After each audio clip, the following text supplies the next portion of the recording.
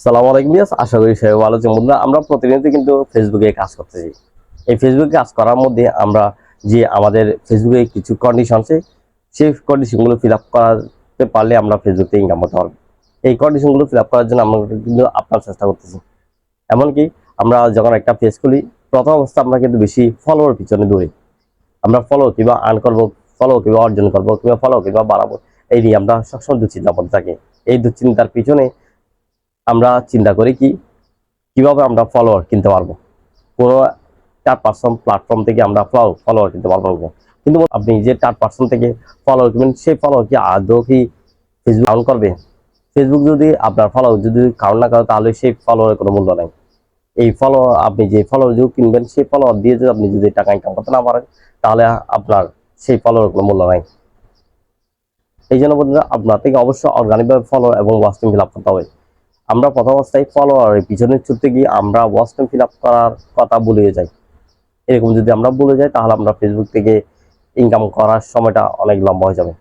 এই জন্য আমাদের সমানতালে আমাদেরকে ফেসবুকে ওয়াচ টাইম এবং ফলো নিয়ে চিন্তা করতে হবে।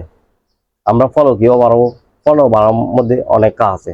আপনি যদি রেগুলারলি যদি ফলো বাড়াতে চান, তাহলে আপনার থেকে বেশি বেশি কন্টেন্ট আপলোড করতে হবে, নিয়মিত কন্টেন্ট আপলোড করতে হবে, এবং আপনার থেকে অন্যের কন্টেন্ট দেখতে হবে, বেশি বেশি কমেন্ট করতে হবে। গঠনমূলক যত বেশি আপনি কমেন্ট করবেন, তত দেখবেন আপনার ফলোয়ার বাড়তেছে। তবে সবার থেকে বেশি গুরুত্বপূর্ণ যে কাজটি করতে হবে, সেটা আপনার থেকে অবশ্যই নিয়মিত কন্টেন্ট আপলোড করতে হবে। আপনি যদি কন্টেন্ট আপলোড না করে শুধু যদি ফলো পিছনে দৌড়ানো, অন্য পোস্টে যদি আপনি যদি সবসময় যদি কমেন্ট করলে হবে না। আপনার থেকে অর্গানিক ফলোয়ার নিয়ে আসতে হবে। যেমন আপনার পোস্ট, আপনার কন্টেন্ট দেখে যদি তারা আপনাকে ফলো দিবে, তারা হচ্ছে আপনার অরিজিনাল ফলোয়ার। এরকম ফলো আর্ন করার চেষ্টা করবেন। অন্য কন্টেন্টের মধ্যে সারাদিন কমেন্ট করবেন আর আপনার ফলো আর্ন হবে, সেটা ঠিক আছে, কিন্তু আপনার থেকে অর্গানিকভাবে কাজ করতে হবে, যেন আপনার ভিউজ বৃদ্ধি পায়। শুধু আপনার হাজার হাজার ফলোয়ার থাকলে হবে না, যদি আপনার থেকে যদি ভিউজ না থাকে। এই জন্য আপনি সুন্দর কন্টেন্ট তৈরি করবেন, সেই কন্টেন্টের মাধ্যমে আপনার ফলোয়ার যেন চলে আসে, সেভাবে কন্টেন্ট তৈরি করার চেষ্টা করবেন।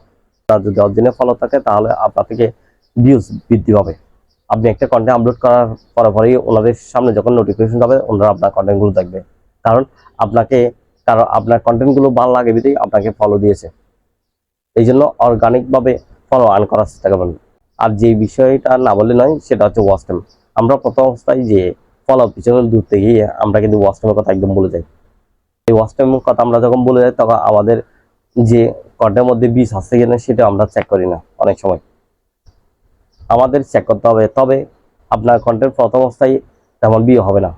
আপনি নিয়মিত কাজ করতে করতে যখন আপনার কন্টেন্টগুলো যখন কোয়ালিটিফুল হয়ে যাবে, যখন আপনার কন্টেন্টের মধ্যে শিকার মতো কোনো কিছু থাকবে, দেখবেন আপনার কন্টেন্টের মধ্যে অটোমেটিকলি আপনার বিষ আসতেছে।